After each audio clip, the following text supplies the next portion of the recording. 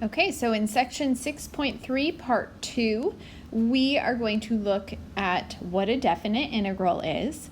Up to now, you have worked with indefinite integrals, so we're going to be looking at definite integrals now, as well as the fundamental theorem of calculus.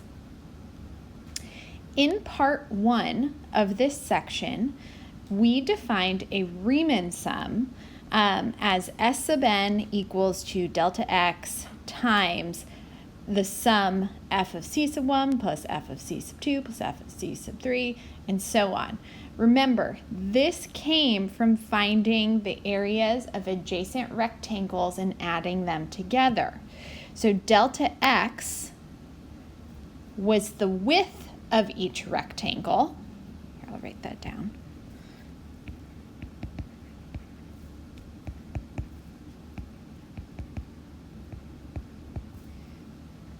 Or the width of each subinterval, depending on how many subintervals you wanted to break the interval from A to B into. And then evaluating the function at values that were on those subintervals give us the heights of the rectangles. So here, f of c sub 1, f of c sub 2, those are the heights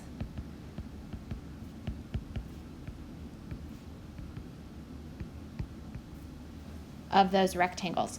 And at the end of part 1, we discussed how the more rectangles that we create, or the more subintervals that we divide the interval from A to B into, the more accurate the estimate of the area under the curve would be.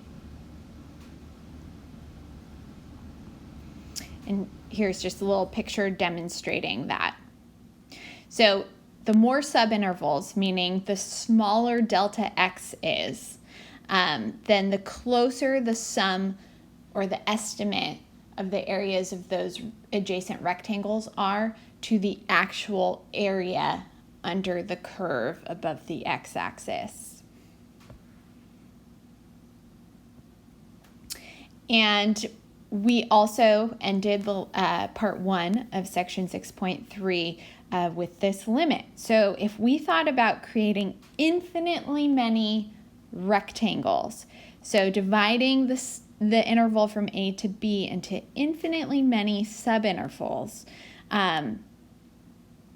which ends up being the limit as n approaches positive infinity of the Riemann sum, right? S sub n is the Riemann sum. That will end up giving us the exact area underneath the curve. So now we're going to define the definite integral of any continuous function in terms of Riemann sums. Okay, so if y equals to f of x is continuous on the interval from A to B, then the definite integral of f from A to B is actually equal to the limit as n approaches infinity of a Riemann sum. Okay, so S sub n is the general form of a Riemann sum.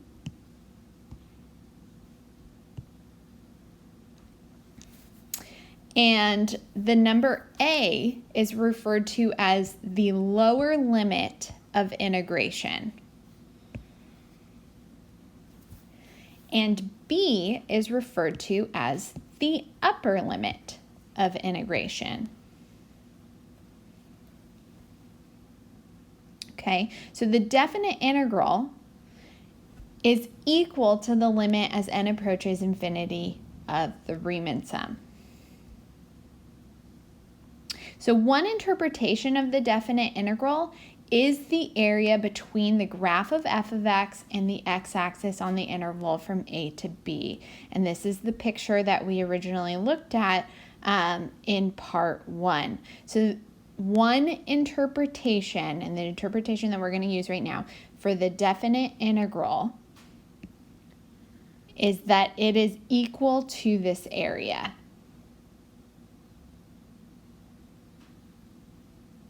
And f of x is a general function. This is just a positive function on the interval, a positive continuous function on the interval from a to b. The definite integral ends up being equal to that area. So the integral from a to b of f of x is equal to that area.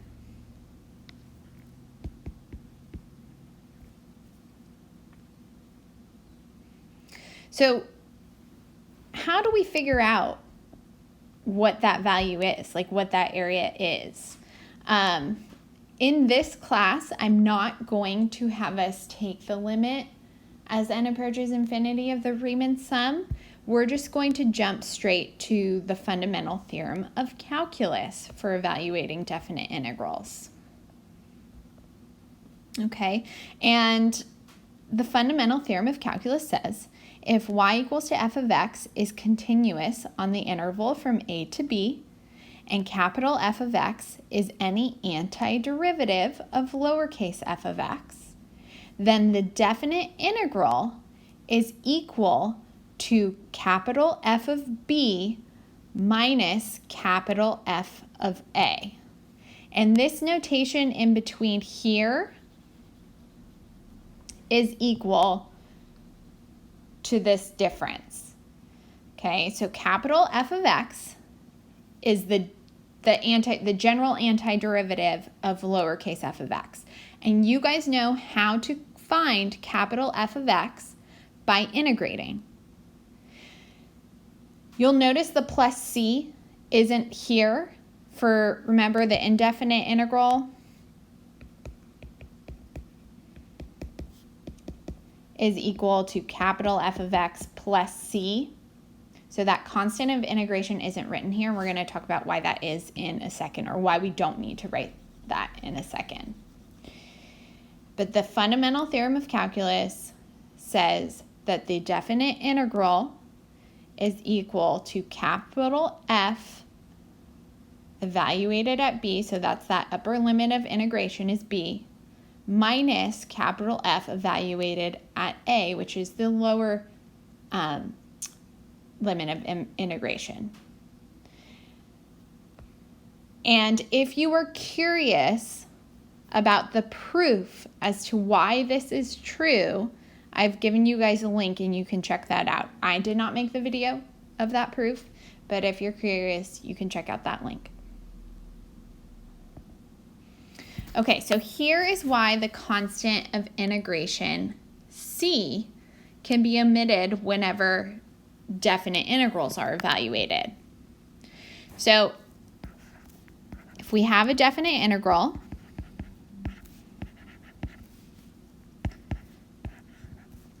and when we integrate lowercase f of x with respect to x, we would get capital F of x plus c.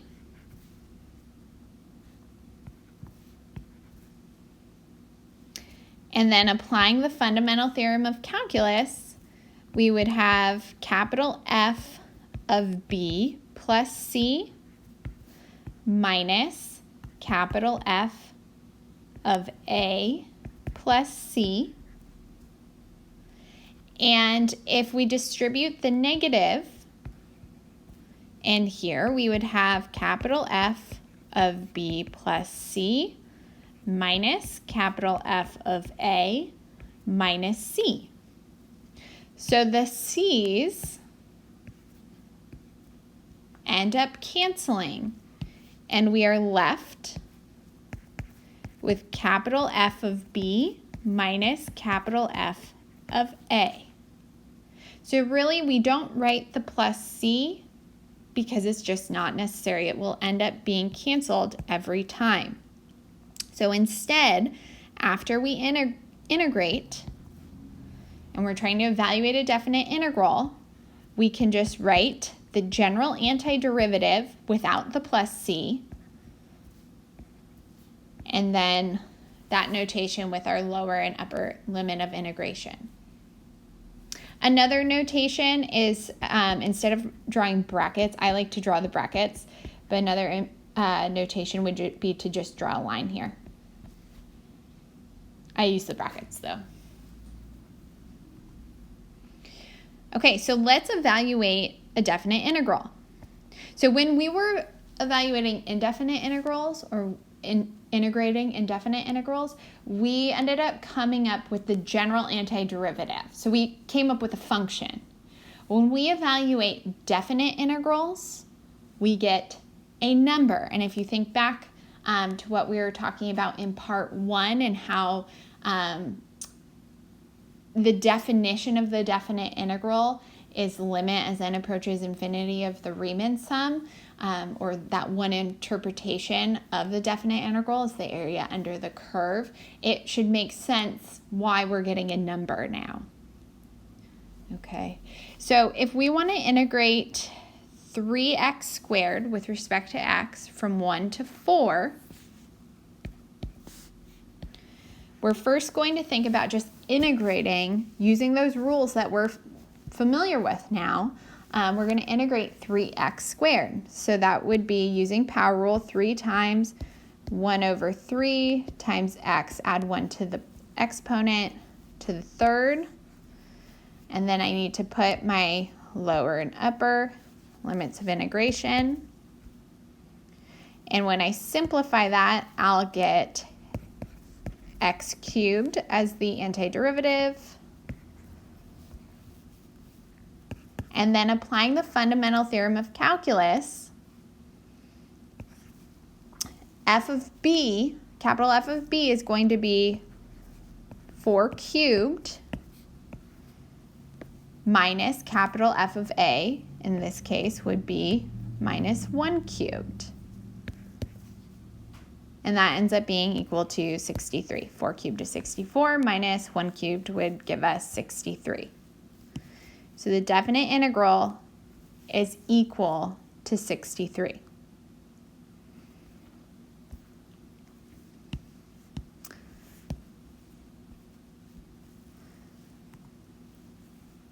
Okay, so before I actually integrate this integral, I am going to rewrite the integrand, 1 over the square root of x, so that I can think about using power rule to integrate. So I'm rewriting that as x to the negative first.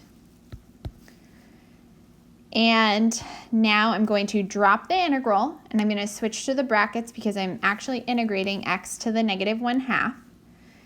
That'll be 1 over negative 1/2 plus 1 times x to the negative 1/2 plus 1. I have my limits of integration there.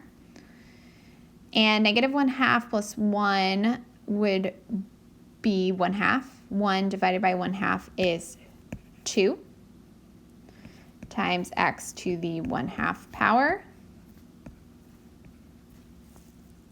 And then applying the fundamental theorem of calculus, that'll be 2 times 9 to the 1/2, which is the same as the square root of 9, minus 2 times 4 to the 1/2 power, which would be the same thing as the square root of 4. So that ends up being 6 minus 4, or we get 2.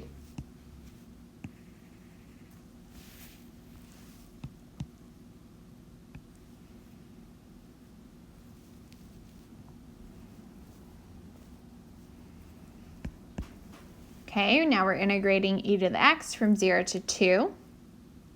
So when we integrate e to the x, we get e to the x. And then applying fundamental theorem of calculus, that would be e squared minus e to the 0th power. E to the 0th power will just be 1, so we get e squared minus 1. And we can't simplify that anymore. This represents the exact value of the definite integral.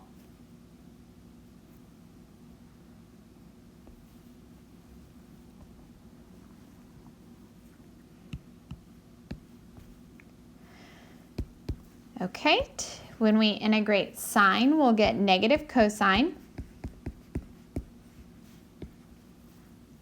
And we're integrating from 0 to pi. So So that will be negative cosine of pi minus negative cosine of 0. Okay, we think unit circle. Well, cosine of pi would be -1, and then times that negative would be +1. Cosine of 0 would be +1, and then times that negative would be a -1. So this ends up being equal to 2.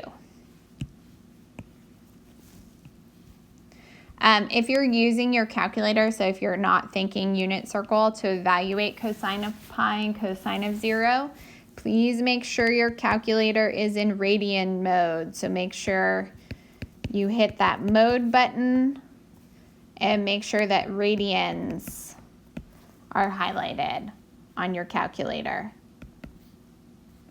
So on your TI-84.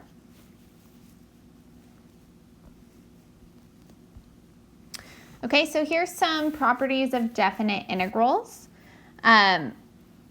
If your lower and your upper limits of integration are the same, so if you're integrating from a to a, if we think about this, this should make sense. That integral ends up being equal to 0, because if you were to apply the fundamental theorem of calculus, you would have f of a minus f of a, which would be 0. This next property, we're familiar with this, that we can pull a constant out before integrating. So if you do decide to pull a constant out, when you apply the fundamental theorem of calculus, you would have k times the quantity f of b minus f of a.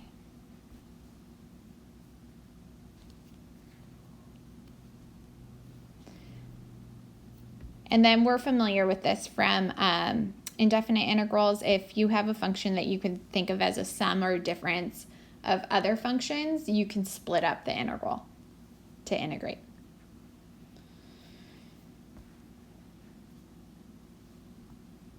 Okay, so there are two different ways that we could think about integrating here. We know that the integral of 3e to the x would just be 3e to the x. And then applying fundamental theorem of calculus, we would have 3e squared minus 3e to the 0th power, which would just end up being 3e squared minus 3. The reason that I have this example following those properties is this is one where we could think about pulling that 3 out. So I'm going to rewrite the integral. So we could pull that 3 outside of the integral.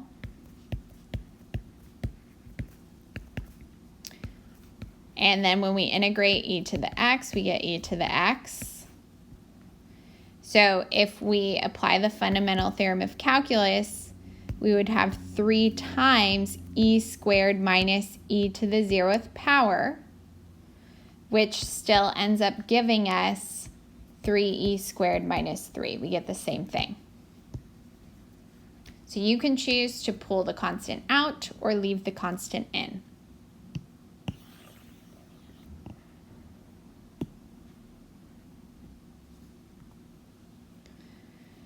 Okay, so this is an example of a function that we can think of as a difference of two other functions. So when I integrate each piece here, when I integrate 2 over x, that's going to be 2 times natural log of absolute value of x. And then when I integrate the minus 4x cubed, that will be minus 4 times 1 over 4 times x to the 4th.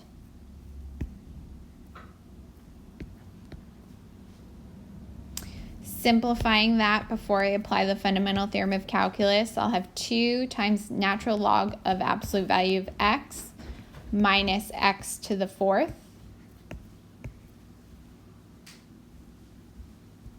And then applying fundamental theorem of calculus, that'll be 2 times natural log.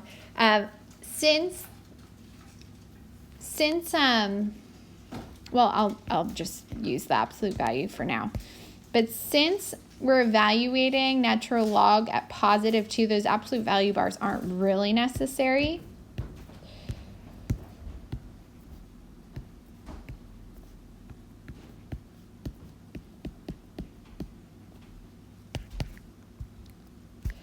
So this will be 2 natural log of 2, represents that exact value. Natural log of 2 is an irrational number, minus 4.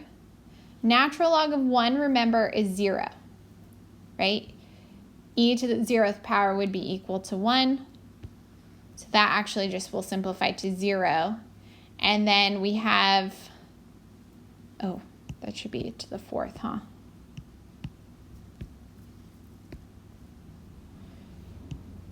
Two to the 4th is 16. Okay, and then minus 0, and then that will end up being plus 1 when we think about distributing that minus.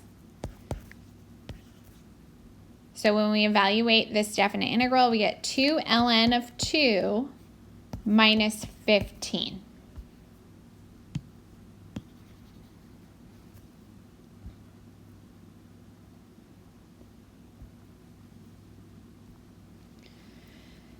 Okay, this integral is different, slightly different. We can't use power rule here. This looks like a U substitution problem. The thing is, remember, when you are using U substitution to integrate, you are actually rewriting the integral in a simpler form that's in terms of U, so that it's written as something that you could integrate. The lower and upper limits of integration, or the lower bound and upper bound here, are for the definite integral that's in terms of x.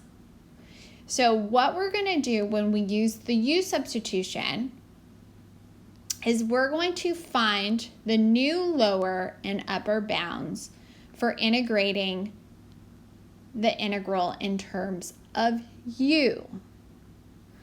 So I'm going to let U equal to x squared plus 4. Du over dx would be equal to 2x. If we solve for dx here, we would get du over 2x is equal to dx. So in rewriting the integral, I'm going to give myself a little bit more room here. In rewriting the integral, we would have x over the square root of u du over 2x. I need to find the new lower and upper limits of integration. 0, remember, is our lower bound. 2 is our upper bound. To find our new lower bound, we're going to plug 0 into what we let u equal to. So 0 squared plus 4 is equal to 4. So 4 is going to be my new lower limit of integration, my new lower bound. My new upper bound, I will find from plugging 2 into what I let u equal to. And I get 8. Simplifying, the x's will cancel. We can pull out the 1/2. And I'm going to rewrite 1 over u, the square root of u, as u to the negative 1/2 du. The 1/2 is going to hang out front. And I'm ready to integrate, so I'm going to drop the integral symbol, put my bracket. So when I integrate there, I'll have 1 over negative 1/2 plus 1 times u to the negative 1/2 plus 1. That's just applying power rule for integration. The 1/2 is going to stay outside the brackets here. So that simplifies to be 2u to the positive 1/2 power. And now when we apply fundamental theorem of calculus, the 1/2 is going to stay outside the brackets, and I'll have 2 times 8 to the 1/2 power minus 2 times 4 to the 1/2 power.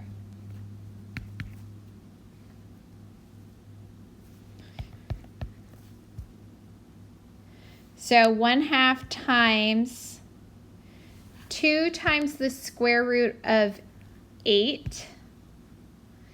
The square root of 8, remember, can be written as 2 root 2. And then the square root of 4 is 2, so that's minus 4.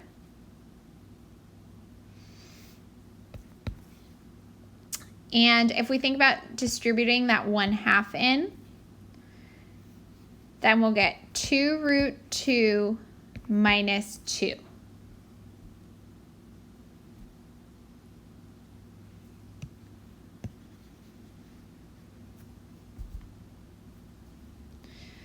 So I made a separate video with working through these additional examples for when you evaluate definite integrals using